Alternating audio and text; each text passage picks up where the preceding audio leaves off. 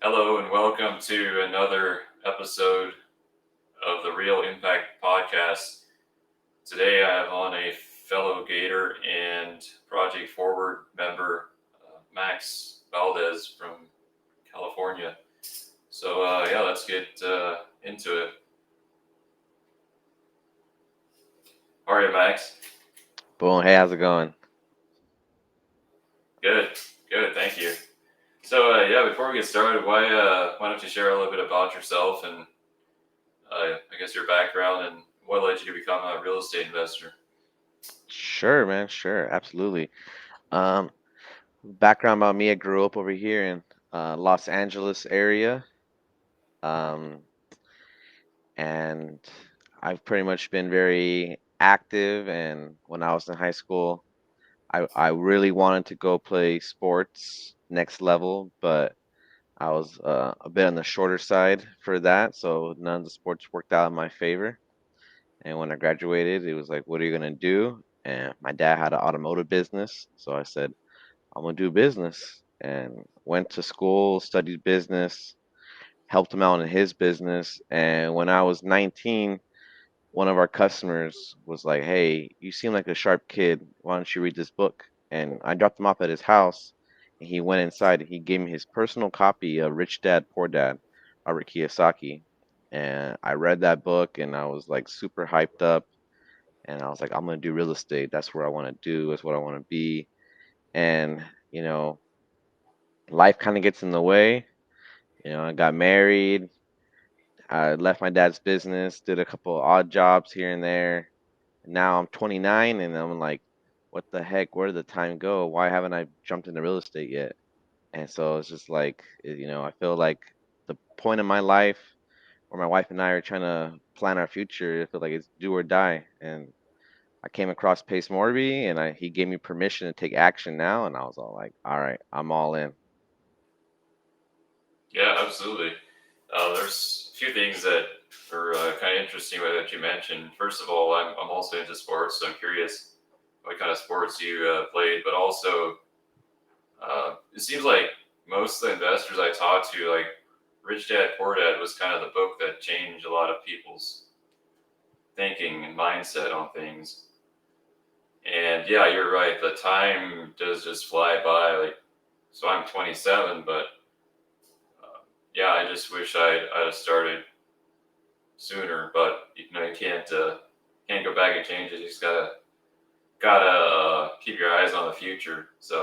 But yeah, it's super fun. Yeah, tell me about your sports. So what kind of sports did you play? Yeah, so I was not self, but my parents diagnosed with ADHD and they were like, we got to keep this kid busy.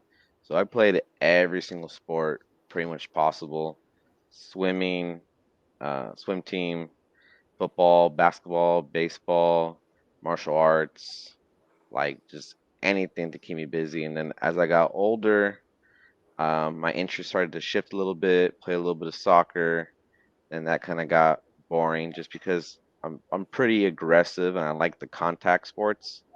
And in soccer, you had to like flop and fall and take a dive, and it wasn't my thing. So then I did football in high school, and then I ran track, and I wanted to go run track for the next level. I felt like that was going to be my best advantage because I love basketball, but you know, I made the basketball team in my high school, but I didn't really get any PT just because they put all the 6 footers in. So I felt like track was me my biggest advantage, and I caught pneumonia my senior year and got really really sick, and pretty much my whole last season was in the trash, and it just Oh, put my whole sport career just down the toilet. So man, that's rough. Um, yeah, it sounds like you played like basically all the sports. yeah, Some that kind of resonate with me. I played basketball and I tried football, but I broke my leg doing that, so that was it for football. But also, you mentioned something about the. So I've heard people talk about that the what is it ADHD or it's kind of like a like for my for like the like people that it's kind of like a I don't feel like they should really because I think it's a good thing that like a lot of people are create like if they kind of have that tendency to they're like creative, really creative. So I don't necessarily think that's a bad thing because you're like an entrepreneur now and that's probably kind of where you like you're very creative. So that's probably kind of a strength for you. What do you think about that? Yeah, absolutely. I think it's a misdiagnosis, and it's just a Hmm. term that pharmaceutical companies put together so they can get all the Hmm. kids on Ritalin and all these bad drugs. Yeah, And because the school system is designed to shape you for the workforce, yeah, that's and right. so if I can't behave in class and focus, then I must have something wrong with me. But yeah, so that's why I say like it was parental diagnosed. Unfortunately, my parents didn't want me to get on any of those drugs. I'm really blessed in that aspect. Um, but like, yeah, I don't think it's like a real thing. I just think Hmm. it's I was human and creative and didn't want to confine myself, conform myself to just Hmm. sitting down and doing what I was told, basically. Yeah, I just wish they wouldn't, like you said, it's like something that they look at it as a, like the schools look at it as a, like you said, like try to shape you for the workforce because I guess that's kind of what schools are tailored to is try to turn people into employees, right? Hmm. So yeah, I don't really like that part about schools. But anyways, yeah, it's you've done some interesting things, so it's really cool. Um, so you're in Gator as well and Project Forward, right? Yes, sir. Awesome. What has Gator been like for you so far? Gator has been an amazing, amazing opportunity to just get connected to so many people who are active in the business. I was I kind of came back to my dad's business the last couple of years, especially during the pandemic. I was trying to help him out, get through those times, and I kind of found myself like working the business again. And I saw this like I gotta get into real estate. And when I joined Gator Group, I'd be sitting at my desk in my dad's office, and like opportunities were being DM'd to me, like, "Hey, can you fund this deal? Can you fund this deal?" And I was like, "Oh my gosh, like it's happening. It's real. It's legit." And I kind of told my dad, like, "Hey, you know what? I gotta take a break from your business, your company, so I can focus on this because like the opportunities are happening, and if I don't capitalize on them, then I just wasted my money joining the group." Hmm. Yeah, that's what I've like. For me, it's been good just being able to make all the connections inside of there, and it seems like everyone's kind of like minded, like want to see other people succeed and help them succeed. So that's been really great for me so far. And also, that's how I got into Project Forward, which is kind of why I got started doing a podcast as well. Like Base and some other people have kind of pushed me to start making some content, and it's one of those things where it's kind of uncomfortable for me, anyways, like to begin with, and then once you kind of get over that, it's actually really I find it's pretty enjoyable for me. Hmm. So what are your I guess goals with Project Forward? Are you going to what I guess what is your main kind of plan going to be to build a presence or a brand? Yeah, I've been very entrepreneurial minded for as long as I can remember, Hmm. and I love YouTube University. I love Alex Hormozy and Gary Vee and a lot of these people, and I've been studying how to build a brand and how to build a social presence. I just never felt like I had any business to apply it to. And the way that my dad's business was set up, I didn't want to like put all that effort into it for something that it was his business. I don't want to be like the face of his business like that way. So when I saw this opportunity with the real estate and Gator, I figured I would start applying the knowledge that I have to this business model. Like I finally have something that I can utilize some of the information that I've learned. And then when I saw Pace put out this project forward, and for some of you guys who don't know, it's kind of like helping you build your brand and a social media presence. I thought like, oh, this is beautiful. I can just tap in and get some tips from the main man himself. And he's doing it where every time that we have a meeting, less and less people are going to be in because less and less people are going to take action. So my goal is just to make it to the very, very end and be in that small group of people, and Pace starts to know me on a first name basis. Yeah, that's great. I love that strategy. Um, I'm curious. Like, could you share? Like, is there certain tools you found it that you like to use? Like to let's say to either record or to edit. Yeah, CapCut, the phone app, that's pretty much where I film I've all my short form content, mid form content.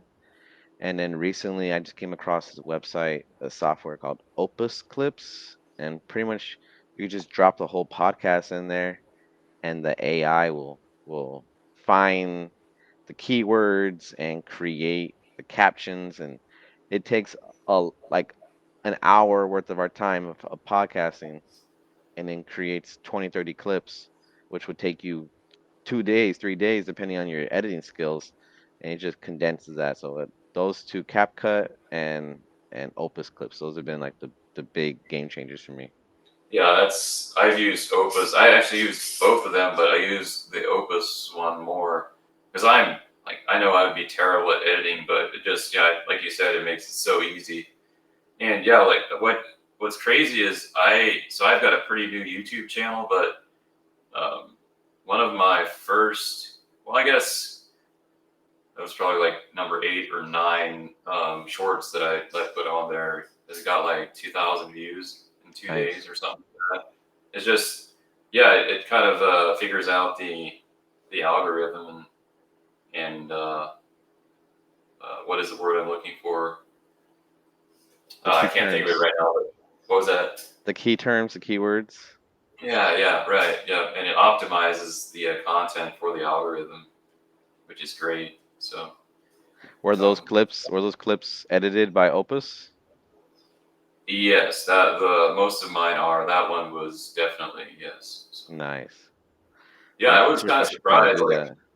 most of them would just get like maybe 100, around 100 or so. But some reason that one kind of took off. It was like it was 12 seconds long, so it was shorter than the other ones. I don't know if that made a Mm, difference, but maybe.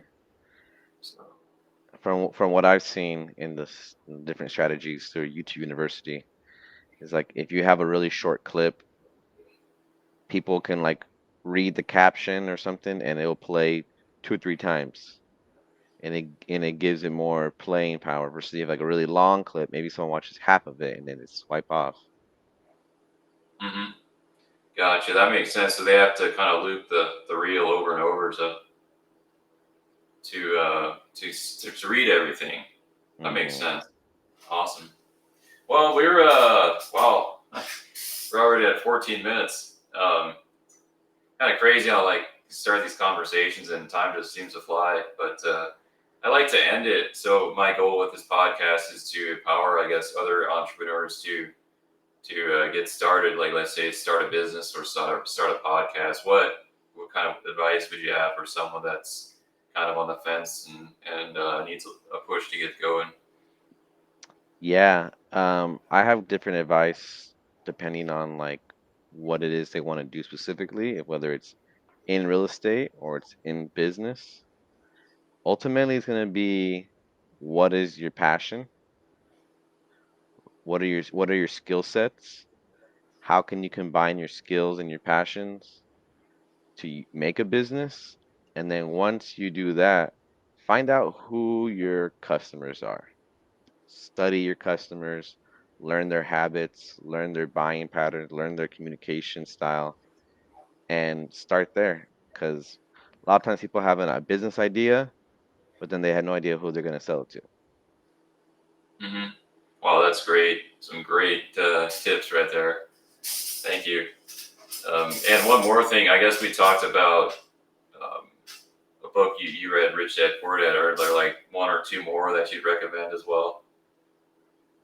Yeah, $100 million offers by Alex Ramosi. That one right there is a game changer. He just dropped his latest book, $100 million Leads. I bought that book. That's how I got this hat. Um, I haven't finished reading it yet, but anything by Alex Ramosi is like top tier. And then just more like a mindset book, I would recommend Think and Grow Rich. Wow, yeah, that's a great one. That's probably my like top two books of all time is Think and Grow Rich. So, Yeah, written about 100 years ago, and crazy how accurate and relevant and life changing it is. hmm, yeah, it still applies today. Yeah, Yeah, well, that about wraps it up. But I appreciate you joining me and taking time out of your day today. yeah, of course, man. I appreciate you having me on, and I'm glad you're able to make the time in the day. And I know I've been kind of pushing it around, so I appreciate you working on my schedule, man. Yeah, absolutely, no worries at all. So, thank you, and we'll talk to you next time. Absolutely, man. Thank you.